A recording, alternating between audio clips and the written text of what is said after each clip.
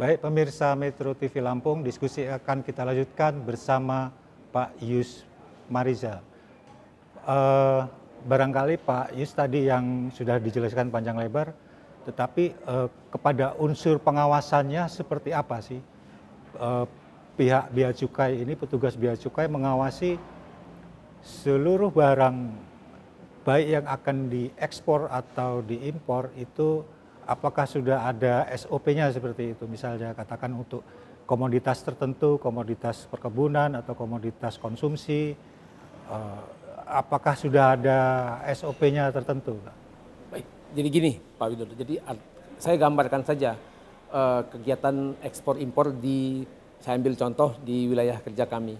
Di tahun 2020 lebih dari 21.000 dokumen ekspor. Jadi ada kegiatan ekspor itu 21.000 lebih. Kemudian dari sisi impor di 2020 itu ada 3.000 lebih dokumen kegiatan ekspor. Jadi bisa kita bayangkan betapa volumenya itu demikian besar. Nah, oleh karena itu kami sudah sejak lama itu menerapkan manajemen risiko. Jadi manajemen risiko kita bahkan menggunakan risk engine. Jadi bagaimana kita melakukan analisa profiling kepada pengguna jasa, kemudian juga kita memetakan mana sih sebetulnya yang komoditi-komoditi yang rawan terjadi untuk dilakukan penyimpangan dan seterusnya. Itu yang mekanisme yang kita lakukan. Nah, kemudian atas dasar risk engine tadi, analisa pelaku usahanya, importir maupun eksportir dan komoditinya, kita sebetulnya menerapkan manajemen risiko. Jadi untuk kegiatan impor barang itu atau ekspor tidak semuanya kan intinya ada pemeriksaan dokumen, ada pemeriksaan fisik barang. Ya barangkali kalau yang tingkat resikonya tinggi dilakukan pemeriksaan fisik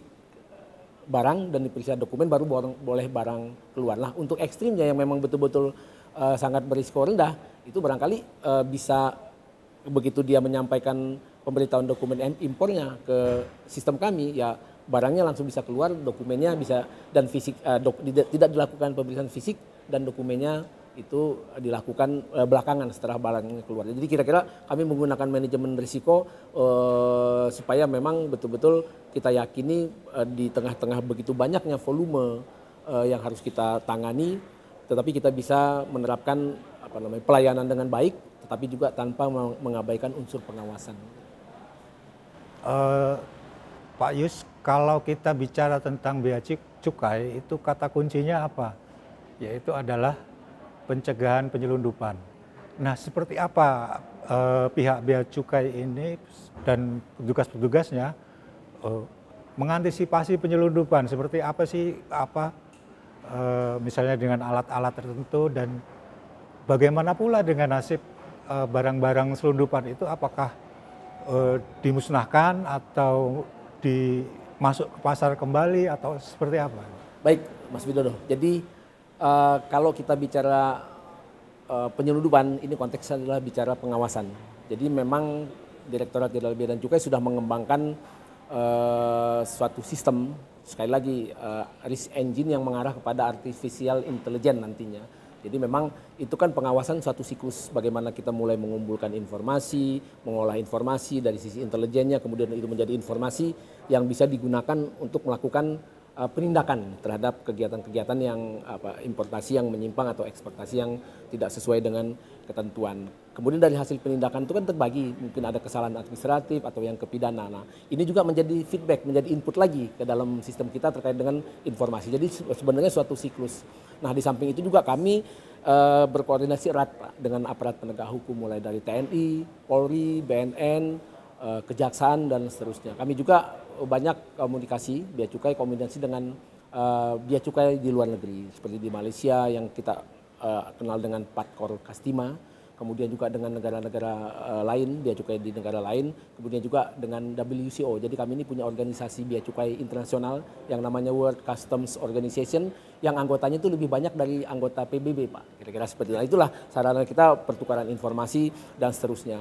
Kalau pelatihan terkait dengan sumber daya manusia sudah tentu Pak ya, ada pelatihan intelijen dan seterusnya.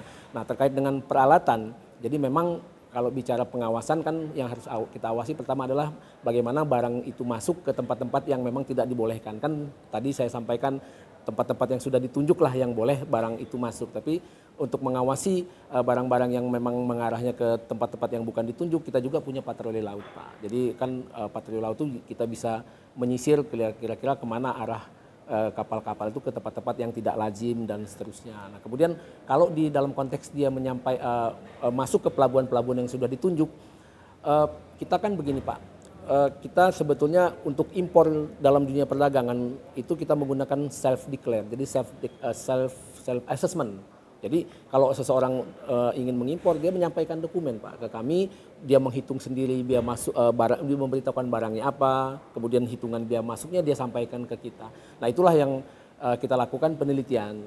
Jadi kalau berdasarkan penelitian kita itu ada kesalahan administratif, misalkan katakanlah dia salah harga, salah tarif, yaitu tentu tindakannya administratif. Kita tetapkan mungkin ada tambah bayar, ada sanksi berupa denda administrasi. Tetapi Pak, kalau misalkan dia ada kesalahan pemberitahuan yang memang ada motifnya itu adalah memenuhi delik-delik ke arah pidana, ya tentu akan ke arah pidana. Nah ini hubungannya adalah kaitannya nanti dengan bagaimana perlakuan terhadap barangnya. Kalau dia mengarah ke pidana, tentu akhirnya terus sampai ke kejaksaan, akhirnya sampai ke pengadilan. Tentu perlakuan barangnya tergantung kepada keputusan pengadilan. Apakah dimusnahkan atau disita oleh negara, itu tentu oleh keputusan hakim yang eksekutornya adalah jaksa. Nah, tetapi terhadap barang-barang yang tadi mungkin kesalahan administratif dan seterusnya, setelah dia memenuhi ketentuan, menambah ada kurang bayar, barangnya boleh keluar.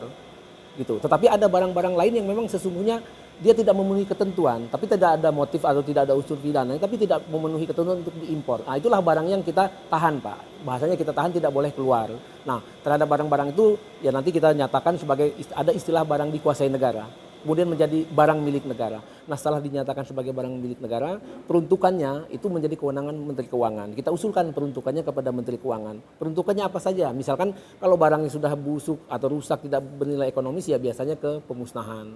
Kalau memang barangnya itu misalkan masih punya manfaat ekonomi, itu bisa dilelang, bisa juga hibah.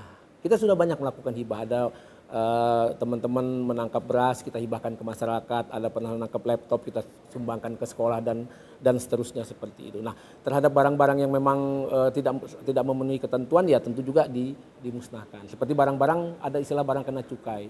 Kalau seperti rokok, minuman mengandung etil alkohol yang tidak memenuhi ketentuan, itu memang tidak ada opsi lain, memang ketentuannya itu harus dimusnahkan. Jadi memang ada yang dilelang, dimusnahkan, dan bisa dihibahkan tergantung Menteri Keuangan.